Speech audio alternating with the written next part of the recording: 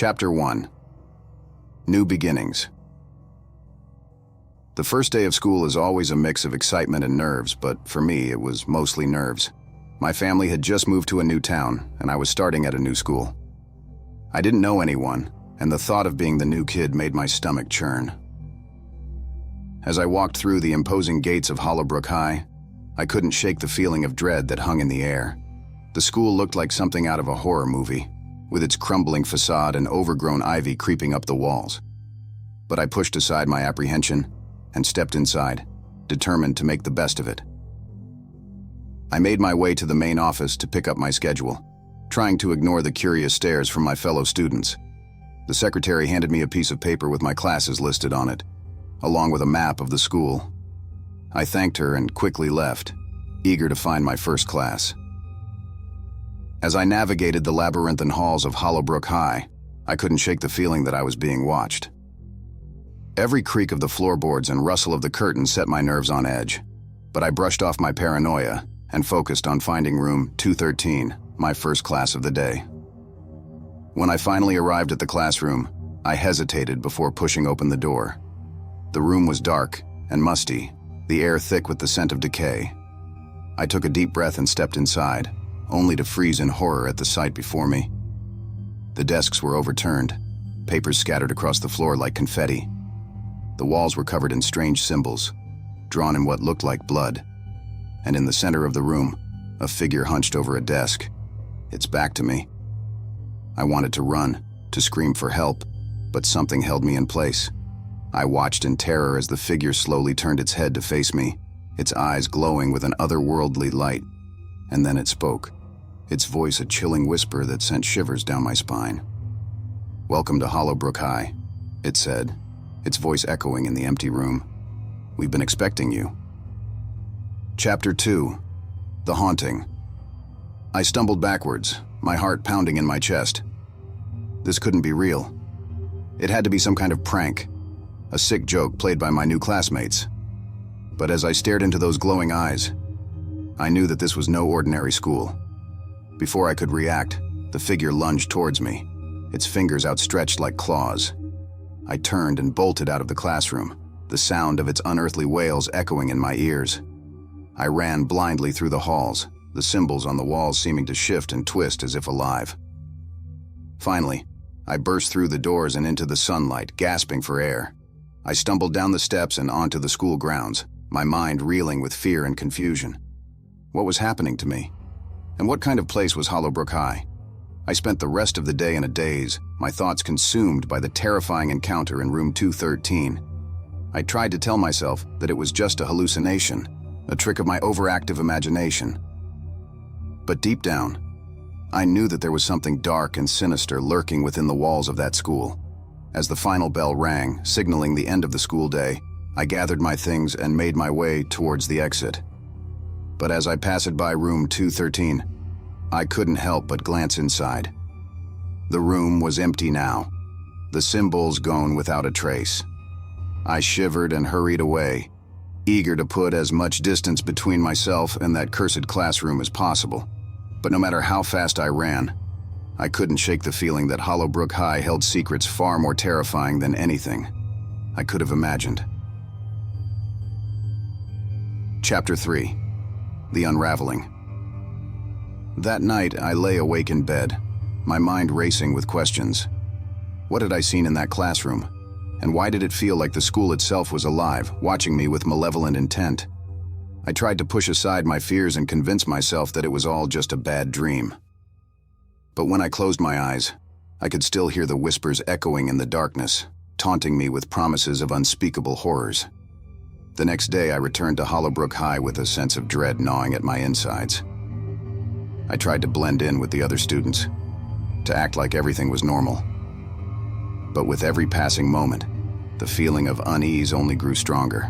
I couldn't shake the feeling that I was being followed, that unseen eyes were watching my every move. And whenever I passed by room 213, I could hear faint whispers drifting through the closed door, as if the very walls themselves were alive with sinister intent. I tried to avoid that part of the school, to pretend like it didn't exist. But no matter where I went, I couldn't escape the feeling of being watched. And as the days turned into weeks, I began to unravel under the weight of my own paranoia. I started seeing things out of the corner of my eye, fleeting glimpses of shadowy figures darting through the halls. And at night, I would wake up to the sound of scratching at my bedroom window, like something was trying to claw its way inside. I tried to tell myself that I was just imagining things, that there was a rational explanation for everything that was happening. But deep down, I knew that Hollowbrook High was no ordinary school, and if I didn't find a way to escape its grasp soon, I feared that I would be lost to its darkness forever. Chapter 4: The Revelation. As the weeks dragged on, Hollowbrook High began to reveal its true nature to me. I discovered that the school had a dark and bloody history, one that had been buried beneath layers of lies and deceit. Long ago, Hollowbrook High had been a place of learning and enlightenment, a beacon of hope in a world consumed by darkness. But all of that had changed when a series of unspeakable tragedies befell the school. Rumors began to spread of strange rituals performed in the dead of night, of students disappearing without a trace. And then, one fateful day, the school had been consumed by fire, leaving nothing but ashes in its wake. But the horror didn't end there. In the years that followed, Hollowbrook High had been rebuilt on the same cursed ground, its halls haunted by the ghosts of the past. And now, it seemed that history was doomed to repeat itself, with each new generation of students falling victim to the school's malevolent influence. I realized then that I was not alone in my struggle against the darkness. There were others like me, students who had been drawn to Hollowbrook High only to find themselves trapped within its grasp. Together, we vowed to uncover the truth behind the school's dark past and put an end to the horror once and for all. But as we delved deeper into the mysteries of Hollowbrook High, we soon discovered that some secrets were better left buried. And as the true extent of the school's malevolence was revealed, we found ourselves facing a horror beyond our wildest nightmares. Chapter 5: The Final Confrontation. In the end, it all came down to one final confrontation, a battle between light and darkness, good and evil. As we stood before the crumbling ruins of room 213, we knew that this would be our last chance to put an end to the horror that had consumed our lives. With trembling hands, I pushed open the door and stepped inside, my heart pounding in my chest. The room was dark and musty, the air thick with the stench of decay. But this time, there was no figure waiting for us, no whispers echoing in the darkness. Instead, there was only silence, a heavy, oppressive silence that seemed to suffocate the very air around us. And then, without warning, the walls began to tremble, the symbols on the walls glowing with an otherworldly light. I knew then that we had awoken something far more powerful than we could have ever imagined, something ancient and malevolent that had been lurking in the shadows since the dawn of time. And as the darkness closed in around us, I knew that our only hope lay in confronting the horror head-on. With a primal scream, we charged forward, our weapons drawn and our hearts filled with courage. And as the first rays of sunlight pierced the darkness, we unleashed a torrent of righteous fury upon the darkness, banishing it back to the depths from whence it came. As the last echoes of our battle faded away, we stood victorious amidst the ruins of Hollowbrook High, our spirits battered but unbroken. And as we looked out upon the dawn of a new day, we knew that the horror of Hollowbrook High had finally been laid to rest, its dark legacy forever vanquished from this world. Epilogue: The Aftermath. In the days that followed, life returned to normal in the town of Hollowbrook. The school was closed down, its dark history a distant memory in the minds of those who had survived its horrors. But for those of us who had faced the darkness head-on, the scars would never fully heal. We would carry the memories of that fateful day with us for the rest of our lives, a constant reminder of the fragility of our world and the darkness that lurked just beyond the edge of our vision. But amidst the pain and the sorrow, there was also hope, for we had faced the horror of Hollowbrook High and emerged victorious, our spirits stronger and our resolve unshakable. And as we looked towards the future, we knew that no matter what darkness may come, we would always stand together, united in our determination to never let the horror of Hollowbrook High rise again. Chapter 1. New Beginnings. The morning sun peeked through the curtains, casting a golden glow across my room as I prepared for my first day at Woodridge High. Excitement mixed with nervousness churned in my stomach as I donned my uniform and gathered my school supplies. My family had just moved to the small town of Woodridge, and this was my chance for a fresh start. As I approached the school, its grand Victorian architecture loomed over me, sending shivers down my spine. The ivy-covered walls seemed to whisper secrets, and the windows glistened ominously in the morning light. I pushed open the heavy wooden doors, the scent of old books and polished wood filling my nostrils. Navigating the labyrinthine corridors, I couldn't shake the feeling of being watched. Students whispered among themselves, casting furtive glances in my direction. But I brushed off their curiosity, determined to make a good impression on my first day. Finally, I reached my homeroom and took a seat at an empty desk. The teacher, a stern-looking woman with steely gray eyes, introduced herself as Mrs. Hawthorne before launching into a lecture about the school's rules and expectations. But as she spoke, I couldn't help but notice the strange symbols carved into the wooden desk in front of me. They seemed to pulsate with a faint, eerie glow, sending a shiver down my spine. I glanced around the room, but no one else seemed to notice. As the day wore on, I couldn't shake the feeling of unease that settled over me like a dark cloud.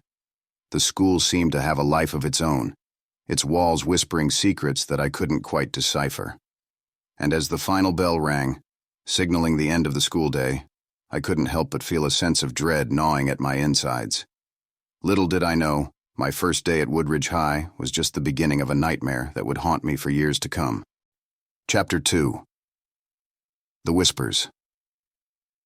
That night I tossed and turned in bed, unable to shake the feeling of unease that had settled over me since my first day at Woodridge High. As I drifted in and out of consciousness, I thought I heard whispers echoing in the darkness, faint and indistinct like the rustling of leaves in the wind. At first, I tried to ignore them, telling myself that it was just my imagination playing tricks on me, but as the whispers grew louder, I realized that something was terribly wrong. I sat up in bed, my heart pounding in my chest, and listened intently to the voice that seemed to be calling out to me from the depths of the night. "Come to us," it whispered, its voice low and menacing. "Join us in the darkness." I shook my head, trying to block out the sound, but the whispers only grew louder, filling my mind with a sense of dread that was almost suffocating. I wanted to scream for help, to flee from the terror that surrounded me. But something held me in place, rooted to the spot like a deer caught in headlights. And then, just as suddenly as it had begun, the whispers stopped, leaving me alone in the darkness with nothing but the sound of my own ragged breaths echoing in my ears. Chapter 3. The Haunting. The next day at school, the whispers continued to plague me, growing louder and more insistent with each passing moment. I tried to focus on my classes, to push aside the creeping sense of dread that seemed to follow me wherever I went, but it was no use. As I sat in history class, the whispers grew so loud that I could barely hear myself think. I glanced around the room, searching for the source of the sound, but everyone else seemed oblivious to the terror that gripped me like a vice. And then, just as suddenly as it had begun, the whispers stopped, leaving me gasping for air as if I had just emerged from the depths of a nightmare. But the horror didn't end there. That night, as I lay in bed, I felt a presence in the room with me, something dark and malevolent that seemed to feed off my fear like a predator stalking its prey. I wanted to scream, to run, but something held me in place, paralyzed with terror as the shadows closed in around me. And then, just when I thought I couldn't bear it any longer, the darkness receded, leaving me alone in the silence of the night with nothing but the pounding of my own heart to keep me company. Chapter 4. The Revelation. As the days turned into weeks, the whispers grew louder and more persistent, their words like daggers that pierced my soul with each passing moment. I tried to tell myself that it was all just a figment of my imagination, a trick of the mind brought on by stress and anxiety, but deep down, I knew that there was something far more sinister at play. I began to research the history of Woodridge High, searching for clues that might explain the strange occurrences that seemed to plague the school. and what I discovered sent a chill down my spine. Years ago, Woodridge High had been the site of a series of unspeakable tragedies, including a fire that had claimed the lives of dozens of students and teachers. But the official story didn't tell the whole truth. According to local legend, the school was built on the site of an ancient burial ground, and the spirits of the restless dead still roamed its halls, seeking vengeance on those who dared to disturb their eternal slumber. I realized then that the whispers I had been hearing were not just figments of my imagination, but the voices of the dead, trapped between the world of the living and the world beyond. And unless I found a way to appease them, I feared that I would be doomed to join them for all eternity. Chapter 5. The Final Confrontation. Armed with the knowledge of the school's dark past, I knew that I had to confront the spirits that haunted Woodridge High once and for all. With trembling hands, I gathered my courage and ventured into the depths of the school, determined to put an end to the horror that had consumed my life. As I walked through the deserted hallways, the whispers grew louder and more frantic, their words like a cacophony of voices that filled my mind with terror. But I pressed on, driven by a sense of duty and a desperate need for closure. Finally, I reached the heart of the school, a cavernous chamber hidden beneath the building's foundations. The air was thick with the stench of decay, and the walls seemed to pulsate with an otherworldly energy that sent shivers down my spine. And then, just as suddenly as it had begun, the whispers stopped, leaving me alone in the darkness with nothing but the sound of my own ragged breaths to keep me company. But the silence was short-lived. From the shadows emerged the spirits of the dead, their faces twisted in agony as they reached out towards me with skeletal hands. I wanted to run, to flee from the horror that surrounded me. But something held me in place, rooted to the spot like a statue carved from stone. With a primal scream, I unleashed a torrent of righteous fury upon the spirits, banishing them back to the depths from whence they came. And as the last echoes of their wails faded away, I knew that the horror of Woodridge High had finally been laid to rest, its dark legacy forever vanquished from this world. Epilogue. The Aftermath. As the dawn broke over the horizon, I emerged from the depths of Woodridge High, my spirit battered but unbroken. The whispers had finally been silenced, and the school was once again a place of learning and enlightenment, free from the darkness that had plagued it for so long. But the memories of those dark days would haunt me for the rest of my life, a constant reminder of the fragility of our world and the horrors that lurked just beyond the edge of our vision. And as I looked toward the future, I knew that no matter what darkness may come, I would always stand ready to confront it, armed with nothing but my courage and my determination to never let the horror of Woodridge High rise again.